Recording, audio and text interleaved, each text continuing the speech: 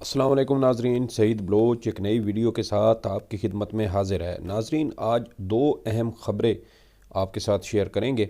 ایک خبر تو سابق فوجی آمر پرویز مشرف کی سزائے موت سے متعلق ہے۔ یہ کیس آج سپریم کورٹ آف پاکستان میں اس پر سماعت ہوئی اور سماعت مکمل ہونے کے فوری بعد سپریم کورٹ نے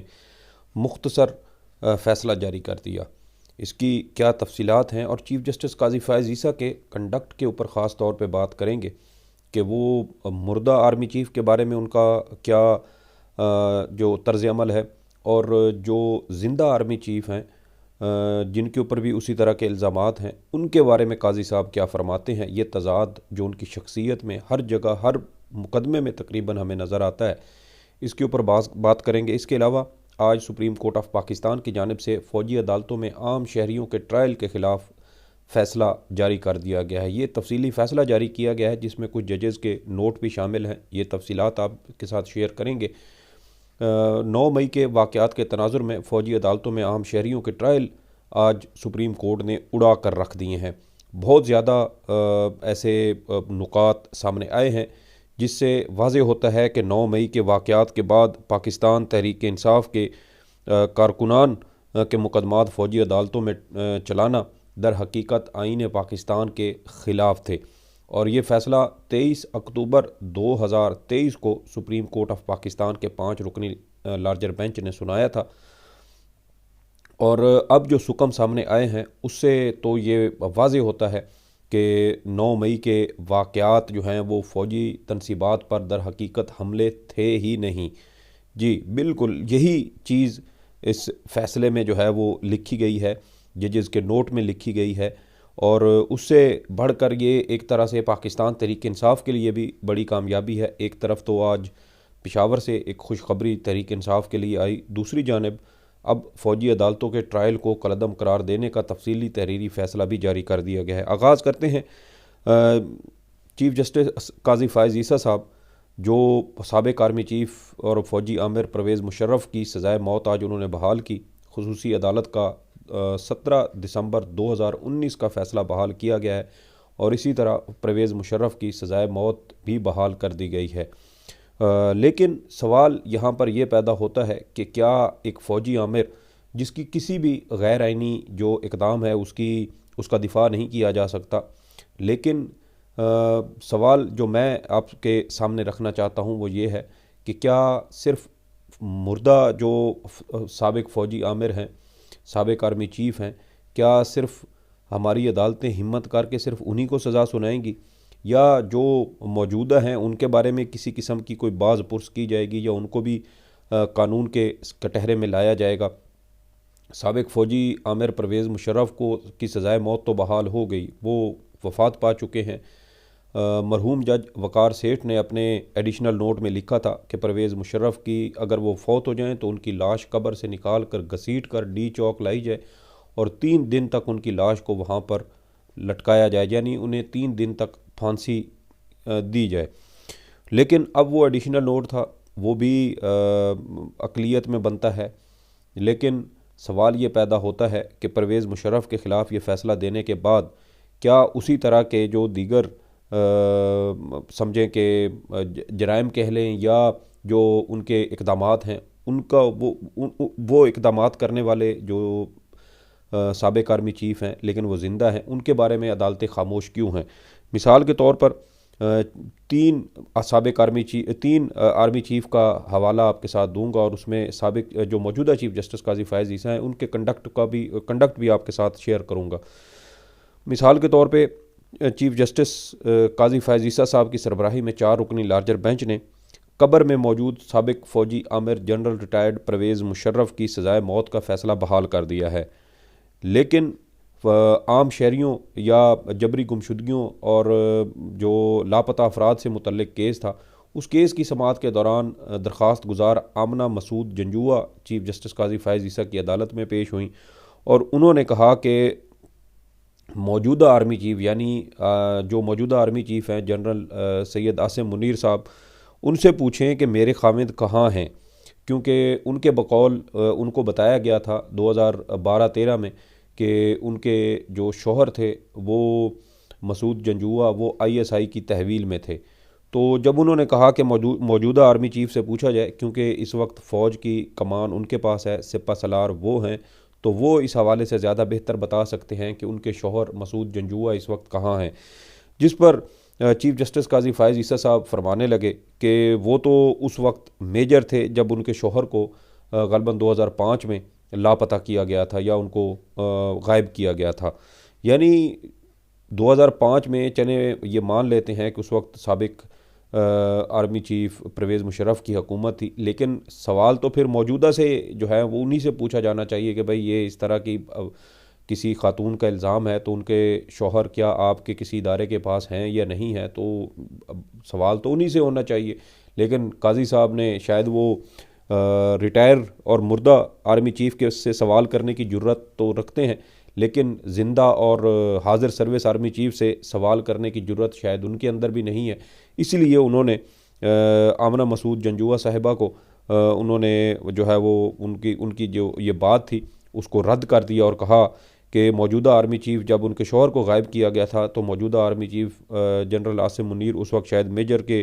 عہدے پر ہوں گے، اس لیے ان کا کوئی تعلق نہیں بنتا۔ دوسرا آپ دیکھیں کہ شوکت عزیز صدیقی صاحب جو سابق جج اسلام آباد ہائی کورٹ ہیں، ان کی جانب سے ایسے ہی ان کے جب کیس چل رہا تھا تو انہوں نے ان کی کیس کی سماعت کے دوران چیف جسٹس قاضی فائز عیسیٰ صاحب نے کہا کہ شوکت صدیقی صاحب ہم ایسے ہی کسی پر انگلی نہیں اٹھانے دیں گے، آپ لکھ کر دیں کہ وہ کون تھا جس نے آپ پر دباؤ ڈالنے کی کوشش کی تھی۔ جب قاضی صاحب نے یہ بات کی تو اس کے اوپر شوکت صدیقی صاحب نے اپنی ایک نئی درخواست دائر کی، اور اس نئی درخواست میں انہوں نے سابق آرمی چیف جنرل باجوہ اور سابق DG ISI جنرل فیض کے نام لکھ کر دیے۔ جب ان دونوں شخصیات کے نام آئے تو چیف جسٹس قاضی فائز عیسیٰ صاحب نے ایک بار پھر پینترا بدلا اور کہا کہ جنرل باجوہ کو کیوں نوٹس کریں، وجوہات بتائیں، مفروضوں کی بنیاد پر کسی کو نوٹس نہیں جاری کر سکتے۔ اور اس طرح جو دوسرے آرمی چیف سابق آرمی چیف جو زندہ ہیں جنرل باجوہ، ان کو بھی نوٹس کرنے کی ضرورت چیف جسٹس فائز عیسیٰ صاحب نے نہیں کی، اور ان کی بجائے جنرل فیض جو سابق DG ISI ہیں اور کور کمانڈر بھی رہ چکے ہیں، ان کو انہوں نے نوٹس کر دیا۔ تو یہ ہمارے بہادر چیف جسٹس قاضی فائز عیسیٰ کے کمزور افراد کے سے متعلق کچھ فیصلے ہیں۔ اور آپ دیکھیں کہ اس وقت بھی آئین شکنی ہو رہی ہے۔ سابق فوجی آمر پرویز مشرف پر 3 نومبر 2007 کی ایمرجنسی کا الزام تھا، جس کے تحت ان کے خلاف جو ہے وہ سنگین غداری کا مقدمہ چلایا گیا تھا۔ تو آج تو 14 جنوری 2023 سے لے کر آج تک مسلسل آئین شکنی ہو رہی ہے، آئین کی خلاف ورزی ہو رہی ہے، آئین شکنی کی سہولت کاریاں کی جا رہی ہیں۔ ہمارے صحافت سے بھی بہت سارے لوگ اس میں ملوث ہیں۔ تو قاضی صاحب ذرا ہمت کر کے پھر ان کے خلاف بھی کارروائی کریں، یا آپ صرف مردہ فوجی امروں کو ان کی سزائیں بحال کر کے اپنی جو ہے وہ پبلسٹی کر رہے ہیں اور اپنی تشہیر کر کے اپنی نیک نامی کرانے کی کوشش کر رہے ہیں۔ جو زندہ ہیں ان سے بھی سوال جواب کریں تو پھر ہم مانیں کہ آپ کتنے بہادر کتنے دلیر ہیں۔ اچھا، دوسرا اہم مقدمہ فوجی عدالتوں میں عام شہریوں کے ٹرائل کے سے متعلق ہے۔ یہ 125 صفحات پر مشتمل تفصیلی فیصلہ ہے، اور یہ تفصیلی فیصلہ جسٹس منیب اختر نے تحریر کیا ہے۔ اس کے علاوہ جسٹس عائشہ ملک کا 38 صفحات پر مشتمل نوٹ ہے، اور جسٹس یحییٰ افریدی کا 20 صفحات پر مشتمل نوٹ ہے۔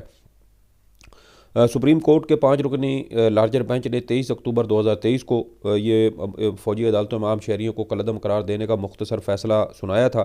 اور سپریم کورٹ نے 9 مئی کے واقعات میں ملوث ملزمان کے فوجی عدالتوں میں ٹرائل کو کالعدم قرار دیا، غیر آئینی اور غیر قانونی قرار دیا، اور ان کو سول اداروں کی تحویل میں دینے کی ہدایت کی تھی۔ جسٹس منیب اختر جو اس اکثریتی فیصلے کو جنہوں نے تحریر کیا، انہوں نے اپنے فیصلے کی ابتدا لارڈ ایٹکن کے 1941 کے ایک جملے سے کی ہے۔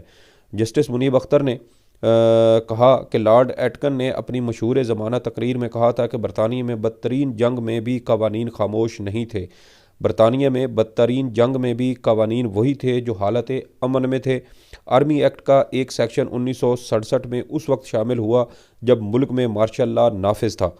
کرنل ریٹائرڈ FB علی کیس میں جب سزائیں دی گئیں اس وقت ملک میں عبوری آئین تھا۔ تفصیلی فیصلے میں آگے مزید کہا گیا ہے کہ 9 اور 10 مئی کے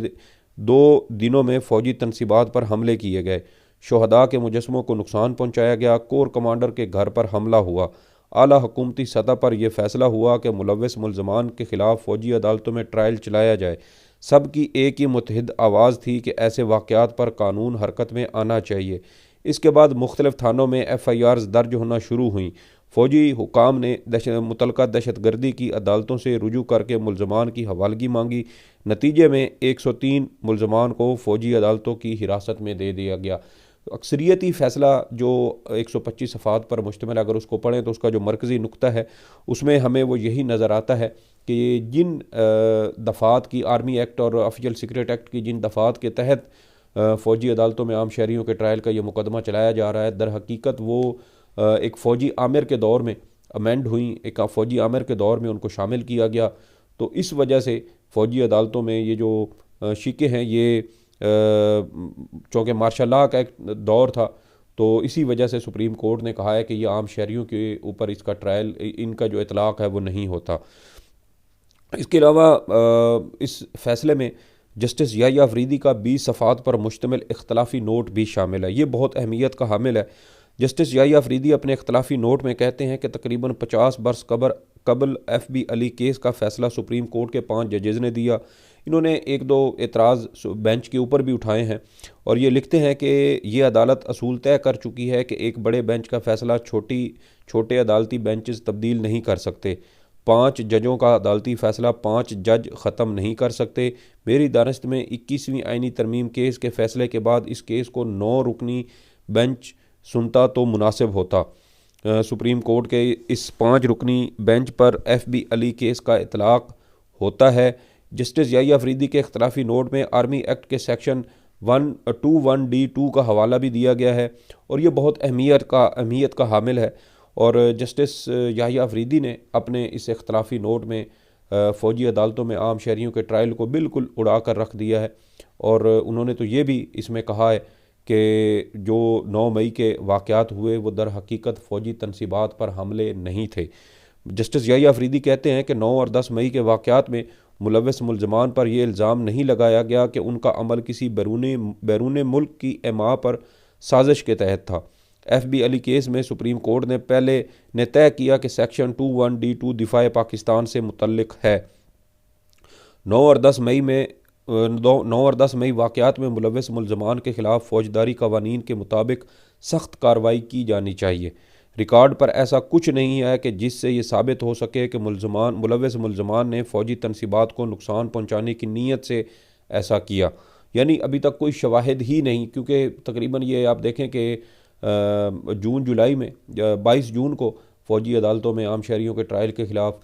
یہ کیس کی پہلی سماعت ہوئی، اور پھر 23 اکتوبر کو اس پر فیصلہ سنایا گیا۔ تو یہ تقریباً 4 مہینے بنتے ہیں۔ ان 4 مہینوں میں وفاقی حکومت اس حوالے سے کوئی ایسے ٹھوس شواہد پیش نہیں کر سکی جس سے یہ ثابت ہوتا کہ ایک تو 9 مئی کے جو ملزمان ہیں ان کے فوج کے اندر بھی کہیں رابطے تھے، یا کوئی بیرون ملک ایسے ان لوگوں کو سپورٹ کر رہا تھا یا ان کی حمایت کر رہا تھا، اور اس بیرون ملک دشمن ملک کے کہنے پر 9 مئی کے یہ 9 اور 10 مئی کے واقعات سرزد ہوئے۔ تو اس طرح کی کوئی جو شواہد ہیں وہ حکومت کی جانب سے سپریم کورٹ میں پیش نہیں کیے گئے، کیونکہ ہم کیس کور کرتے رہے ہیں، تو ایسی کوئی چیز ہوتی تو یقیناً ہم بھی رپورٹ کرتے۔ اس کے علاوہ وہ جسٹس یحییٰ افریدی مزید کہتے ہیں کہ 9 اور 10 مئی کے واقعات کی روشنی میں 2892 مرد و خواتین گرفتار ہوئے۔ 103 مرد ملزمان کے بارے میں فیصلہ کیا گیا کہ فوجی عدالتوں میں ٹرائل چلایا جائے۔ اس کیس کو سپریم کورٹ کے 9 رکنی بینچ کو سننا چاہیے تھا۔ اس کے علاوہ جسٹس عائشہ ملک صاحبہ کی جانب سے 38 صفحات پر مشتمل ایک نوٹ جو ہے وہ بھی شامل کیا گیا، اور انہوں نے بھی فوجی عدالتوں میں عام شہریوں کے ٹرائل کو غیر قانونی قرار دیا ہے۔ جسٹس یحییٰ افریدی کا جو نوٹ ہے اس کے اندر جو سب سے اہم حصہ ہے وہ بھی میں آپ کے ساتھ شیئر کرتا ہوں۔ جسٹس یحییٰ افریدی کہتے ہیں کہ آرمی ایکٹ کے سیکشن 21D کی شق D2 کا تعلق دفاعی تنصیبات کی حفاظت سے ہے۔ ان شقوں کا اطلاق اس واقعے پر ہوگا جو پاکستان کے دفاع کو نقصان پہنچانے کی نیت اور منصوبے سے رونما ہو۔ مزید وہ یہ کہتے ہیں کہ آفیشل سیکریٹ ایکٹ 1923 کے مطابق کسی سویلین کا آرمی کے کام یا معاملات